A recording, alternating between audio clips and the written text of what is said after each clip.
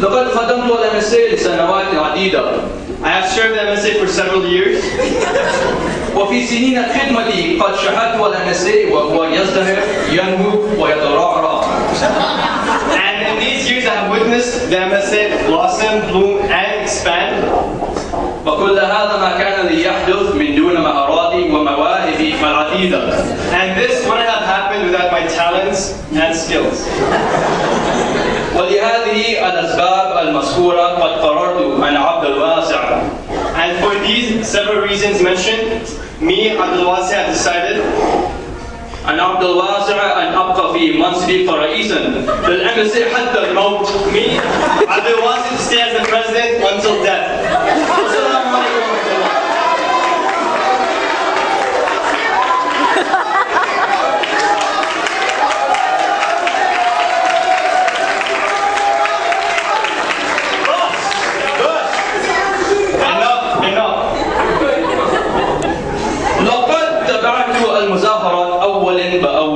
I have witnessed the protests second by second.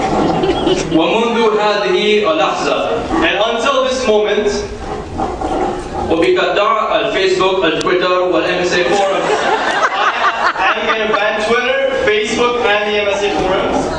سوف أطهر الMSA من شوائبه.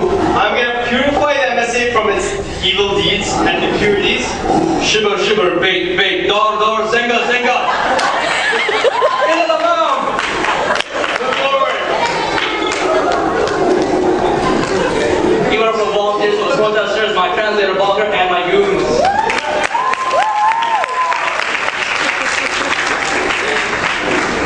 And now for the actual speech.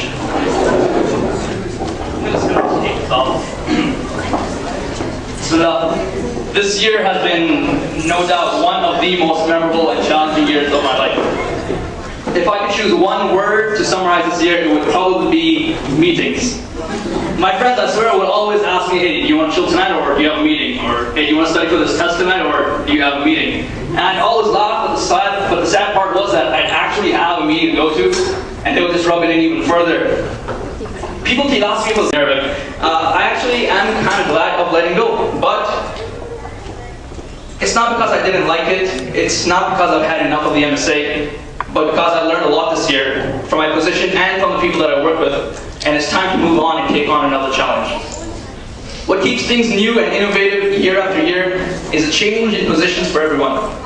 It allows people to better develop themselves and accept a greater challenge. It gives them avenues to explore and learn more about themselves and their interests. I'll never forget the hard work of the directors and all the initiatives and all the hard work they put into all their work. The countless nights of sleep deprivation, planning, logistics, and marketing for their events. To all the directors, each and every single one of you, you've all taught me a great lesson about how to be a leader, and I want to thank you for that.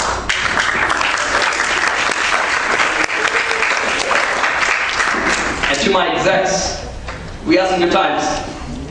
I could always count on you to have my back. And honestly, I was amazed by the level of patience, enthusiasm, drive, and wisdom that was demonstrated this year. Next year, however, is the beginning of an entirely new era. Something long forgotten in our history. It's something that MSA has been missing for 16 years, a woman's touch. I've had the pleasure of working with Sophia for 2 years on the executive board. She's one of the most organized and committed people in the MSA I know. I'm glad she's accepted the challenge, and inshallah, I know she'll take MSA to new heights. So ladies and gentlemen, please help me in welcoming your 2011-2012 Madam President Sophia Johanna.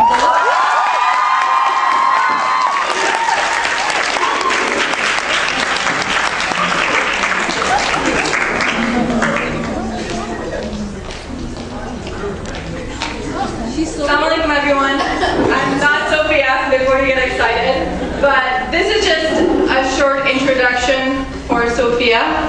We're just gonna tell you who this girl really is. This is the story of our 44th president of MSA, Sophia Chauhan. Say salam to baby Sophia. She was born on November 30th, 1989. Growing up, she may have looked sweet and fragile, but looks can be very deceiving. From the very beginning, she planned on ruling the world. She first targeted her family. She conquered. Easy targets. She then went to the College of Supervillains. But she needed help to further her plans. So she formed their Sparkle Squad. She set her sights on Mac MSA. And she expanded her Sparkle Squad. And she conquered. She is ready to rule the MSA with an iron fist. She conquered this MSA the way she conquers mountains. Success comes to those who work hard for it. Welcome, Sophia.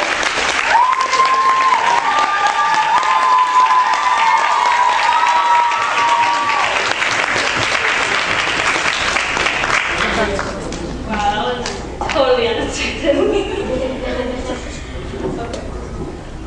Assalamu alaikum wa rahmatullahi wa barakatuh. Every year, the MSA goes through a change, and each year we try to improve upon the previous. Every president has a vision.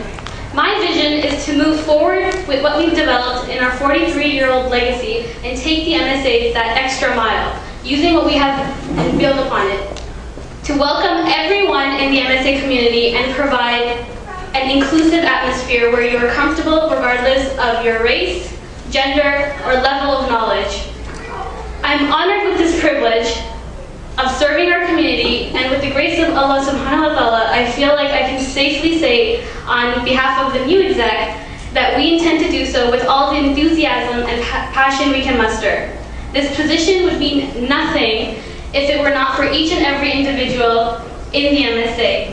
Each volunteer and exec, all the directors and alumni who have made the MSA what it is today and what it will be in years to come. As we all sit here enjoying ourselves, I ask you to remember the past year and to look forward, to make a personal goal for yourselves and the change you want to see in the MSA in the upcoming year, to participate in whatever capacity you see fit. With that said, I want to leave you off by renewing our intentions for all of our actions, especially those pertaining to the MSA. To keep in mind the reason why we are all here today and sharing this journey together, I remind myself first and foremost before any of you that the Prophet Muhammad ﷺ taught us that the 7 categories of people who are granted shade under the throne of Allah on the Day of Judgment are those who love one another. And for the sake of love one another for the sake of Allah. I ask Allah to make this a means for us to come closer and to love each other for His sake. Ameen. Ameen.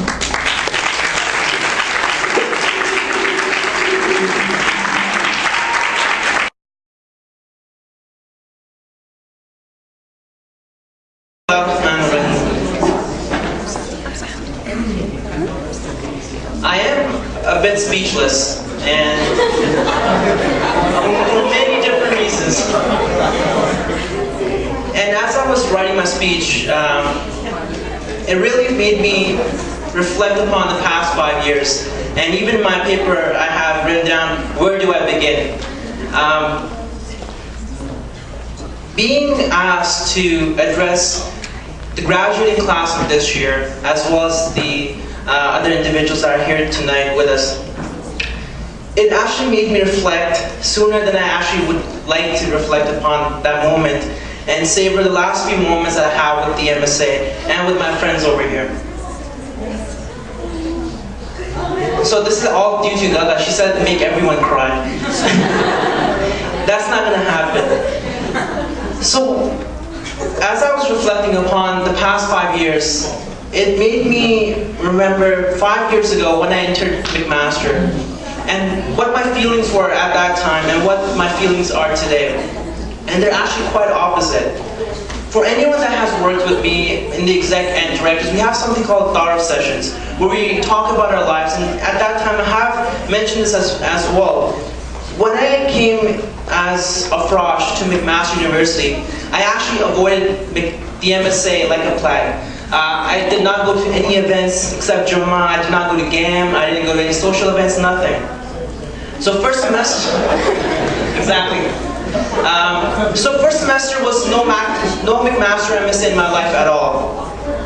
Then second semester came, and for some reason I ended up again. And then for some other reason I signed up for TQC. And before I knew it, I was director, and the rest is just history. If I look back at the 5 years and how I went from a general member that really did not care about the MSA or its mission, even serving time as PSA exec, at the same time I was an MSA exec.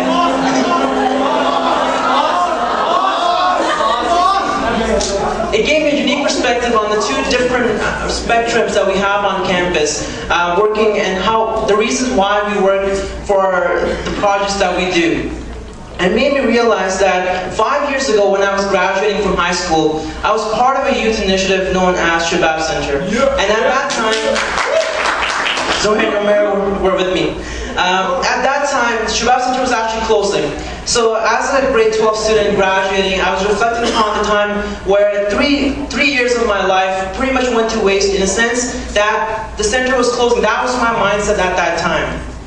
As I leave today from McMaster and from its MSA, those feelings are very different, and it made me reflect on what's the difference between my mindset now and from then. And the biggest thing is the realization that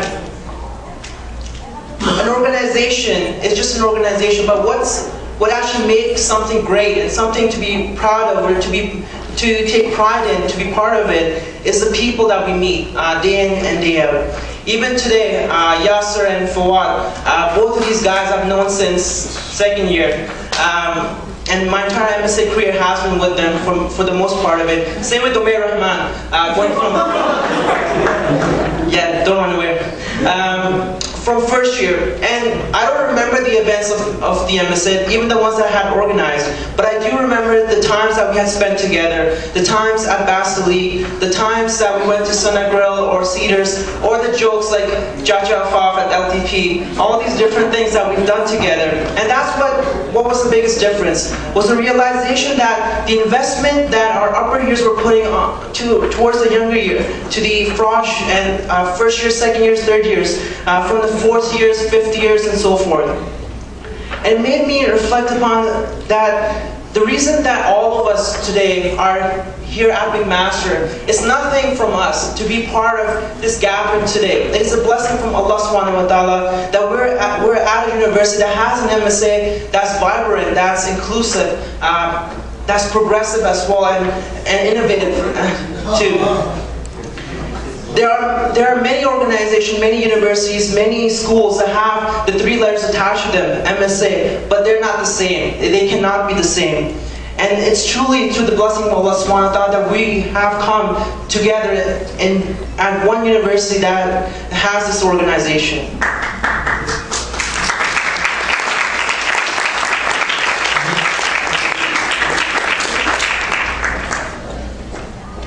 So one question I have been asked a lot by some of my second year colleagues in the MSA, whether they be director or exec, was why am I accessible to them so much? Why am I available online or Skype 24/7 or on call? Why is that? And I was a bit speechless, but in my mind, I remember the times that my upper years were there for me, whether it was Omer, whether it was Sermon, Usama, Fawad, Zoya, all my colleagues over the past few years that have been there for me at when I needed them. And the only way that I can ever thank them is obviously through du'as as well, but also by carrying on their legacy, by being a mentor to others around us. And that's what I want everyone here to think about. Both individuals who are actually leaving McMaster, either graduating or going to other places, or those of us who are going back to our communities over the next 4 months, to reflect upon the things that we have gained, mashallah, the great knowledge that we have gained at Continuum through Nazir and Zohair and all these other individuals who have given us so much knowledge and shared so much knowledge.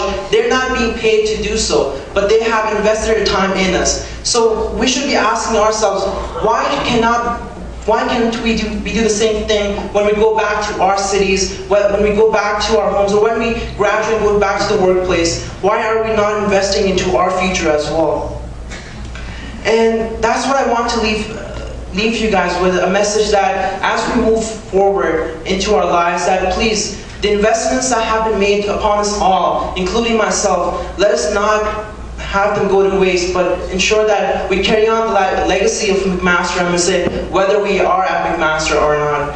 Jazakumullah khairan. Assalamu alaikum.